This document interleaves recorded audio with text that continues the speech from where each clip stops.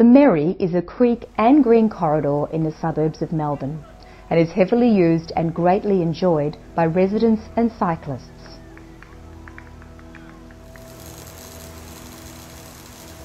These are the last 220,000 volt overhead pylons left in inner Melbourne.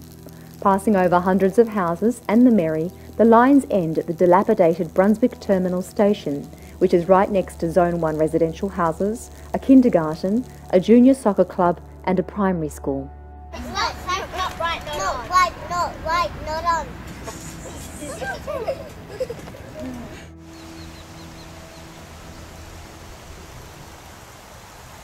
This project is really outrageous. It's so arrogant. Because they own the site or they've purchased it from a previous owner, they think they have the right to impose this monstrosity upon the people who live in this and who pass through this area. They said that they would consult with us in relation to amenity, and they said they would paint the buildings green. They asked us what kind of things we'd like on the outside. Did we want trees or bushes, and what color? And that was the level of the consultation, which for us is pretty appalling. Over the last 10 or 15 years or so, the only investments that have been made to this site is this high voltage electric fence used to deter terrorist attack and some screening walls so we don't see what equipment they're using inside here. In September 2012, the facility will be demolished and equipment installed to handle 4 times the current load in what Singapore Power call an upgrade. This facility is not an upgrade to the existing, it's a new facility 4 times as big as the existing in the front yard of the existing. It's a large-scale industrial and chemical facility in a residential area.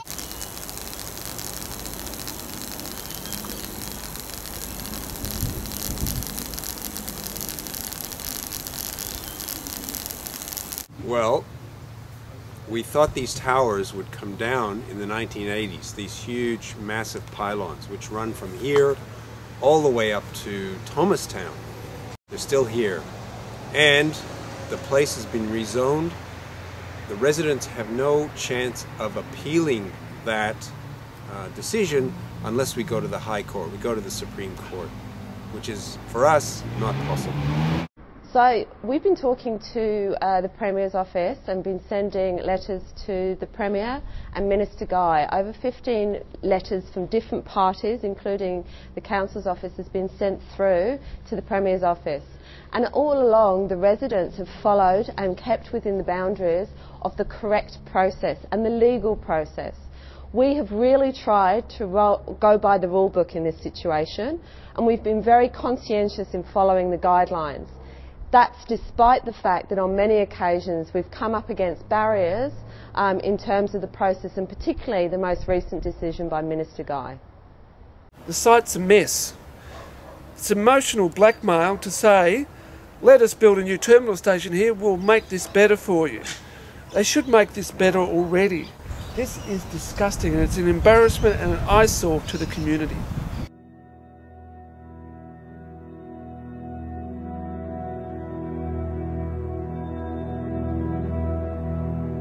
There's 3 really important facts in this situation. The first and the most important fact, a process was followed and was being followed.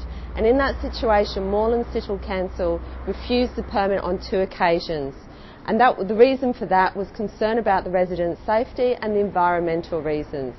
The second most important fact is that Minister Guy overcame the process that would normally be followed. So there's no right of consultation, there is no right of appeal. Residents have to go to the High Court now if they want to overturn this process.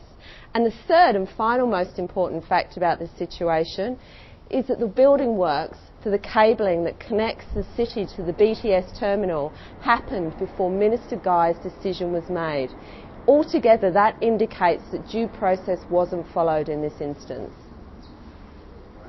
25 years ago, the state government and the SEC wanted to increase the capacity of the power lines going towards the city. why is this development of power lines going through? Now, I have seen no evidence that it's absolutely necessary.